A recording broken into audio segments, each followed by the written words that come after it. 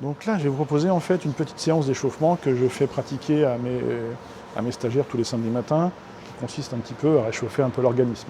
On commence toujours donc par les pieds, chevilles, voilà. Ou sinon pied-sol, pied au sol, et vous tournez comme ça. Voilà. L'idée en fait, c'est de réchauffer un petit peu les tendons, les muscles des chevilles. Changement de pied, faites pareil.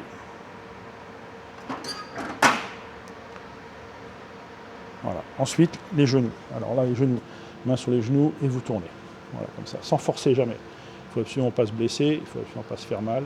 Et surtout, essayer de tirer sur les tendons. Là, on est clairement sur un réchauffement musculaire, pas plus. Ok. Droite, gauche, on fait des cercles. Hop, on remonte le bassin. On fait des petits cercles, des grands cercles. L'idée, c'est de réchauffer un peu le dos et de réchauffer un petit peu tout ça. Voilà, on est bien. Ensuite, on a la partie haute du corps. Alors, la partie haute du corps, on commence par les mains. Vous faites ça. Là, vous faites des petits ronds. Voilà, mais vous ne forcez pas. Vous voyez, je ne force pas.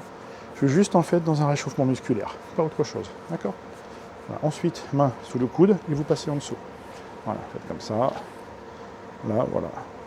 Sans forcer, sans vous faire mal. On est comme ça, voilà. Ensuite, change de main, de l'autre côté. Passe en dessous.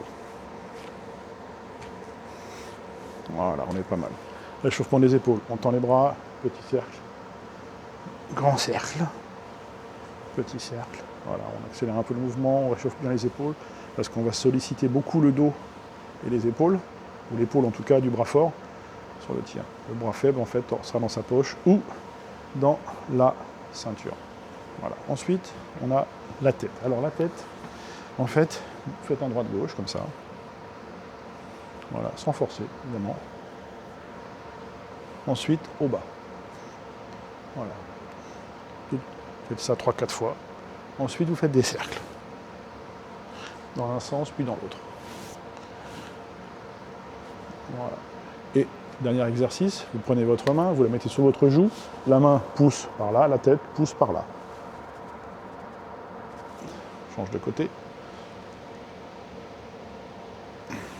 Et là, vous refaites une rotation de la tête droite-gauche. Normalement, vous devriez aller un tout petit peu plus loin. Voilà. Là, l'échauffement de base est terminé. On va pouvoir maintenant se mettre au pas de tir. On y va. Voilà. Je vous propose un exercice en fait pour pouvoir avoir un bon position-placement par rapport à votre cible. En fait, c'est l'exercice suivant. Vous mettez perpendiculaire à la table, pieds parallèles. Votre arme, en fait, n'est absolument pas chargée, pas de projectile. On va faire un tir à sec, mais afin de contrôler qu'on est bien face à sa cible, et de façon naturelle, sans avoir besoin de faire des mouvements de rotation des épaules ou du bassin, vous mettez face à votre cible, vous tendez votre bras, et ensuite, vous regardez face à vous, vous fermez les yeux, voilà. Vous cherchez votre position, là, vous revenez, et vous regardez où vous êtes. Là, je suis complètement à droite. Donc, il faut que je modifie ma position placement. Donc, petite rotation des pieds, le bassin, les épaules ne bougent pas, ce sont les pieds qui bougent, et je recommence. Je lève mon arme, je suis là, je regarde toujours face à moi, j'ai les yeux fermés, je regarde, tout petit peu trop à gauche. Donc là, je reviens, mais alors pas grand-chose, voilà. Dernière correction, je suis là, je lève mon arme, et je regarde. Et là, je suis pile poil dans l'axe. Donc là, mes pieds, ma position et mon placement sont très bien. Naturellement, je lève mon arme, et là, je suis dans l'axe de la cible. Ok. Maintenant, le deuxième exercice que l'on va faire, c'est des tirs à sec. Donc je positionne mon arme, parce que c'est une détente électronique, en fait en on. Je n'arme pas. Et là, je réalise en fait des montées d'armes et des lâchers à sec avec mon arme. Je cherche la bossette, j'aligne les organes de visée. Voilà. Ok. De lâcher à sec, je repose. L'idée de cela, en fait, c'est de ressentir la bossette quand vous en avez une et de ressentir un peu votre arme. C'est de retrouver, en fait, les sensations de votre arme. Voilà. Ok. On fait ça 3-4 fois. histoire de réveiller un petit peu tout ça. Vous voyez, je commence à avoir un petit peu mal ici, parce que j'ai trop tendu mon bras. Donc il faut que je le casse un peu plus. Alors, on commence. Voilà. Ok. À partir de maintenant, quand vous êtes sur cible papier, l'idée c'est d'avoir, premier lieu, c'est de tirer sur plaque métallique, ce qu'on appelle PM. C'est-à-dire vous ne mettez pas de cible, vous armez, vous alimentez votre arme, et vous allez tirer sur des plaques métalliques. Là, c'est pour, toujours pareil, retrouver la sensation du tir, la sensation de votre arme, la sensation du lâcher, et valider que position placement en fait est tout à fait correcte par rapport à vos sensations, pas par rapport aux résultats, c'est vraiment vos sensations. Donc là, je suis sur cible électronique, donc on va voir un petit peu où je suis en cible.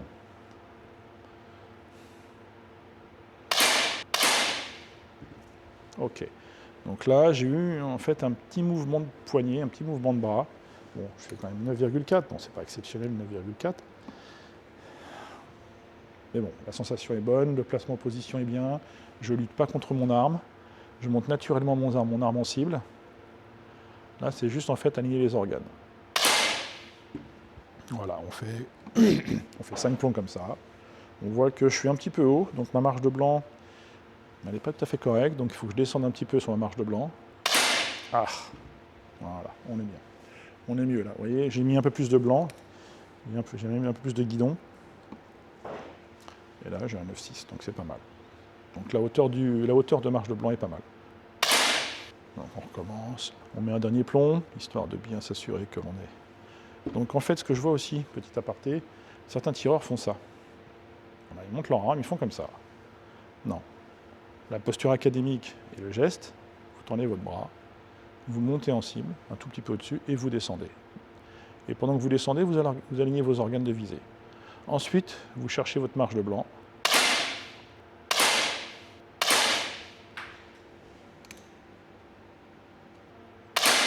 Qui pouvait provoquer des fois des tendinites. Alors j'explique. En fait, globalement, lorsque vous tenez votre arme, vous avez le bras extrêmement tendu, de cette sorte.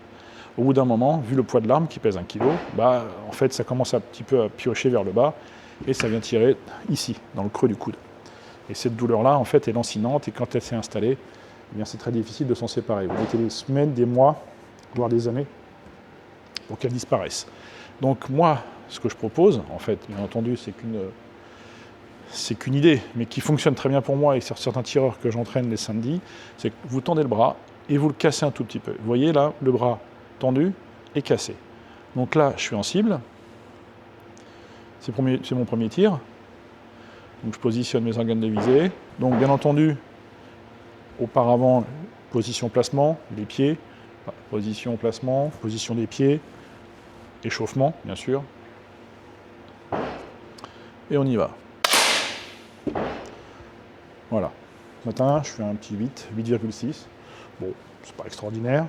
Mais vous voyez, j'ai pas mal au coude. J'ai pas du tout mal au coude. Si je tendais le bras comme ça, au bout du 10e, je ne pourrais plus. Donc là, je casse un peu mon coude. J'aligne mes organes de visée. Il faut prendre son temps dans ce genre de situation. Bon, en effet, vous venez d'arriver au stand de tir, soit le matin, soit le soir. En l'occurrence, aujourd'hui, nous sommes samedi matin. Vaut mieux prendre son temps, on repose l'arme lorsque vous voyez bien que vous n'êtes pas dans l'axe, vous n'êtes pas bien. On recommence. On remet son arme et voilà, on réaligne les organes. Bon. Ok. Corriger un petit peu peut-être.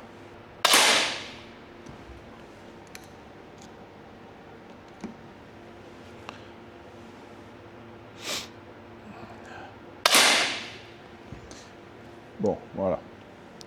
Ça commence un peu à rentrer, c'est difficile ce matin. Il est tôt. Il est à peine 9 h. Là, en fait, l'erreur à ne pas commettre, c'est de tomber en fait dans la facilité ou dans l'euphorie, dire voilà, j'ai fait un 10, je vais enchaîner un 10. Non, c'est pas comme ça que ça va fonctionner. En fait, il faut rester calme, posé.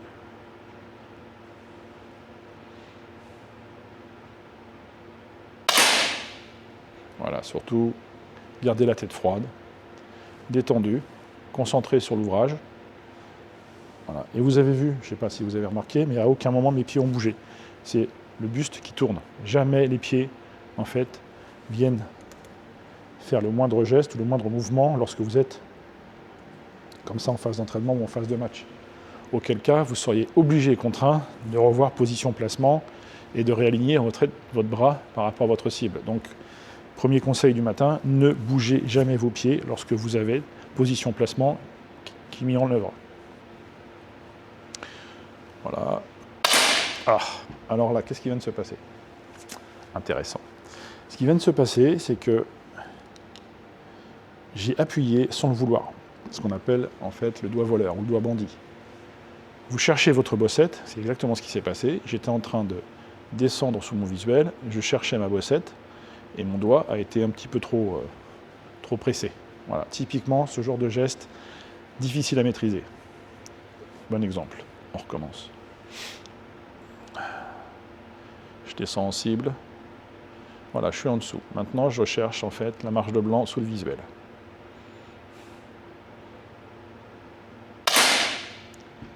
Voilà, 9. Bon, là j'ai un petit peu bougé.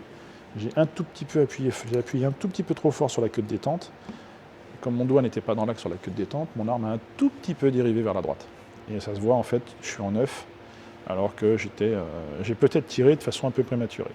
Donc on recommence. Et là, qu'est-ce qu'on peut faire? Qu'est-ce qu'on peut voir en fait sur la caméra, en tout cas sur l'écran, c'est que j'ai tendance à tirer un tout petit peu à gauche. On voit que les impacts sont un petit peu à gauche. Donc peut-être voir à modifier position placement. Voilà. Léger petit pas vers la droite pour me ramener vers la droite.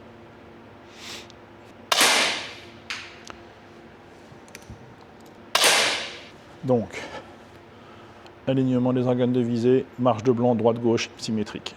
En haut du guidon et en bas du visuel, je cherche à reproduire la même marche de blanc. Donc imaginons ici, par rapport à la perspective, j'ai 5 mm.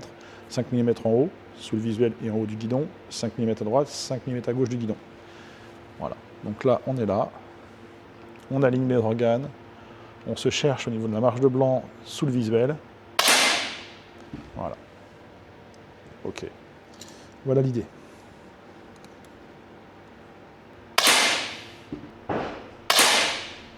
Alors là, ce qui s'est passé, mon arme, pour une raison que j'ignore, que je ne maîtrise pas, en fait, est partie un tout petit peu à gauche, alors que, pour moi, en fait, j'étais bien aligné. Et donc, je me retrouve avec un 8, malheureusement, mais toujours à gauche.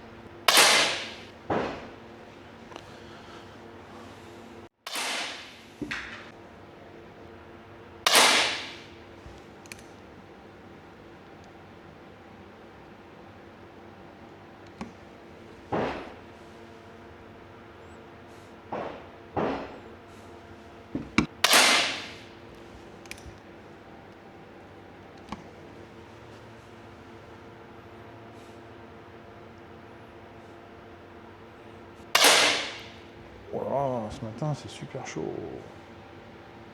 Waouh, j'y arrive pas, j'y arrive pas, j'y arrive pas, je fais de la merde.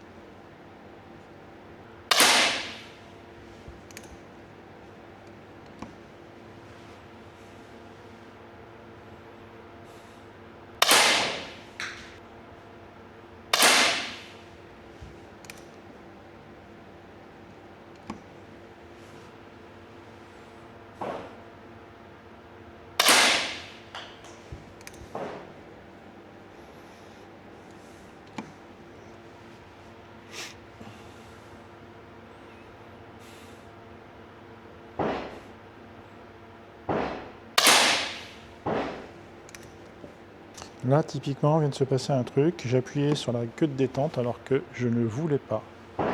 Donc le coup est parti vraiment sans que je le veuille.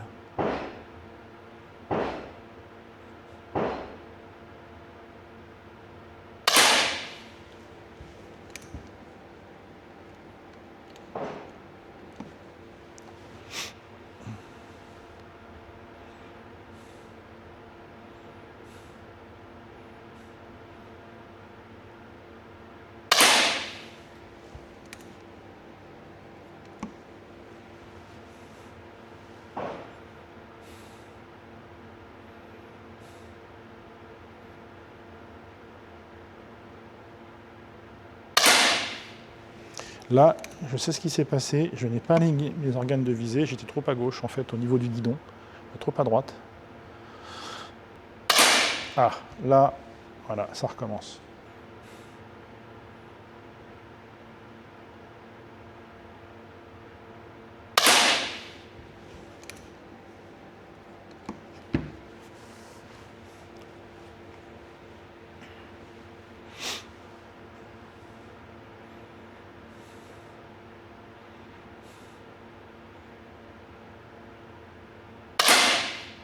Là, mon arme, en fait, elle a basculé vers le bas. Je ne sais pas si ça se voit à la caméra, on verra. Mais en fait, là, j'ai eu un espèce de mouvement vers le bas, non maîtrisé, non voulu. Hein. Donc ça, ce sont des petits mouvements nerveux ou des petits mouvements, en fait, qui sont incontrôlables et qui sont vraiment délicats. On sort du bouger, là, on est vraiment sur des mouvements que j'appelle électriques. Ce sont des mouvements un peu erratiques, qui ne sont pas agréables et qu'on doit essayer de maîtriser. Voilà, là, j'étais bien. Juste, en fait, j'ai pas mis assez de guidon, en fait, pour remonter un peu, mais j'étais bien là. Et on voit que je suis un peu en bas, donc j'ai du mal en fait encore actuellement, sur certains départs de coups, en fait, à avoir une marge de blanc identique. Le groupement est bon, mais la marge de blanc n'est pas bonne. Il faut que je travaille en fait encore, à titre personnel, cette marge de blanc, mais c'est pas simple. Bon là.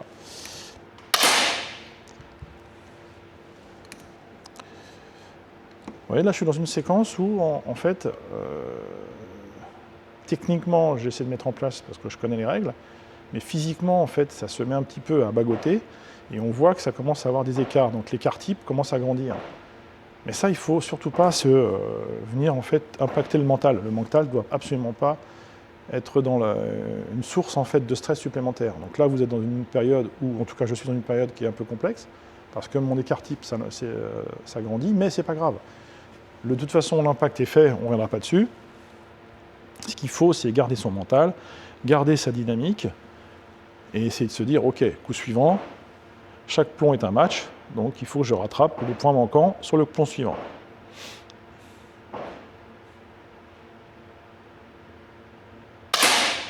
Voilà, typiquement là, le fait de parler, le fait de me remettre en condition mentale, le fait de recréer ma bulle de tir, voilà, je sors un 10, vous voyez, typiquement. Donc ça, c'est vraiment ce qu'il faut faire en match et en entraînement, c'est se parler à soi-même, bon, pas fort parce qu'en fait, on a des gens autour de soi, bien entendu, dans sa tête, là, je fais pour la pédagogie, mais c'est ça l'idée. C'est qu'en fait, un plomb parti, un plomb qui est foiré, un plomb qui sort un peu ou qui agrandit votre écart type, ne doit pas venir polluer votre match. Je dis ça, c'est facile à dire, en effet. Parce que moi-même, des fois, je rentre dans une dynamique mortifère où là, je m'emballe et je ne fais plus rien. Mais le fait de le dire, le fait de s'entraîner, le fait de le voir, ça apporte du bon et on voit que derrière, on arrive à rattraper la chose. En tout cas, c'est mon état d'esprit et c'est comme ça que je comprends le principe.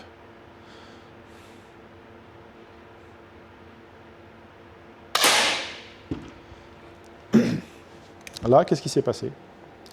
Eh bien, ce qui s'est passé, c'est que j'ai anticipé le départ de coup. C'est-à-dire que j'étais plus là lorsque le coup est parti, j'étais déjà ailleurs.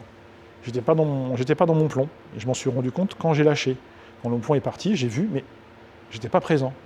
Ça, typiquement, ce sont des erreurs en fait de vagabondage d'esprit. En fait, on n'est pas dans son match, on est ailleurs.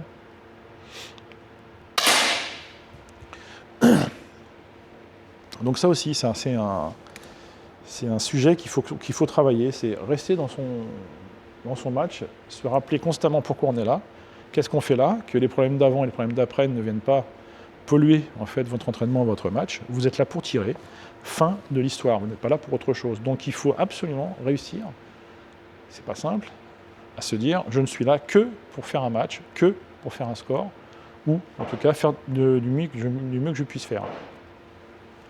Pas penser aux courses ou pas penser aux enfants ou autre chose. On est là pour tirer des plombs. On est là pour se faire plaisir d'abord, première chose, parce que sinon on ne ferait pas ce sport-là. C'est un sport qui est extrêmement prenant, qui est psychologique, donc difficile en fait à gérer le quotidien. Mais voilà, l'idée c'est ça. Prendre du plaisir d'abord et ensuite ne faire que ce que là, pourquoi on est là. Là, mon arme, elle a gigoté un petit peu. Là, mon coude me fait mal, donc je suis en train d'essayer de trouver une position de cassure de coude qui n'est pas douloureuse. Et donc j'ai un bouger qui est un peu plus accentué. Donc il faut que je tende un peu plus mon coude, mon bras. Là j'ai un gros bouger, mais c'est pas grave, je maintiens. Voilà. Là, je ne peux pas non plus tenir trop longtemps parce que l'arme à bras franc pèse 1 kg, donc on finit par ressentir le poids de l'arme. Mais il faut pas. Alors l'idée aussi, c'est au bout de 5-6 secondes, on voit que c'est pas possible, on repose son arme. C'est pas la peine d'assister, vous allez faire en fait un plomb gâché. Voilà. Là, j'ai aligné, toutes les étoiles étaient alignées pour que je fasse un 10. Et je fais 10. Donc en fait, en fait, tout le monde est capable de faire ce genre de points. Simplement, il faut aligner les briques les unes sur les autres, les empiler, et surtout, ce qui vient chapeauter tout ça, c'est l'état d'esprit. Si votre état d'esprit en fait n'est pas bon, ou vous êtes en doute ou ailleurs, ça ne peut pas fonctionner. Là, j'ai mis un gros bouger, mais c'est pas grave. Ok, pas de problème. Ok, il me reste encore un plomb. Ok, le dernier plomb. Et après, je vous présenterai un petit peu l'exercice que je vais faire aujourd'hui avec mes stagiaires. On est en fin de saison, on passe la cible blanche pour eux au mois de juin. Donc là, petite révision des fondamentaux de la cible couleur blanche, qui est beaucoup axée sur la sécurité. Et puis après, on va faire des petits matchs entre nous, entre binômes. Et puis ça va nous faire passer les 2 heures gentiment. Et ils auront bien progressé, ils auront pris du plaisir. Et le samedi commencera bien. Donc, il est quelle heure? Il est moins le quart, les stagiaires vont arriver. Allez, je mets mes 3 derniers plombs, je mets mon arme en sécu. Et je vais recevoir mes stagiaires. Alors là, je sais exactement ce qui s'est passé. Allez, mes 3 derniers plombs. Le dernier. Et je suis encore un petit peu à gauche. Allez, c'est bon. Coup de sécurité. Voilà. On met le fil. Ne pas oublier ça dans l'arme. Là, on est sûr que l'arme est en sécu. Le flag apparent. Et on est pas mal. Écoutez, on se retrouve tout à l'heure. Moi, je vais recevoir mes stagiaires. Allez, bonne journée à tout à l'heure. Merci.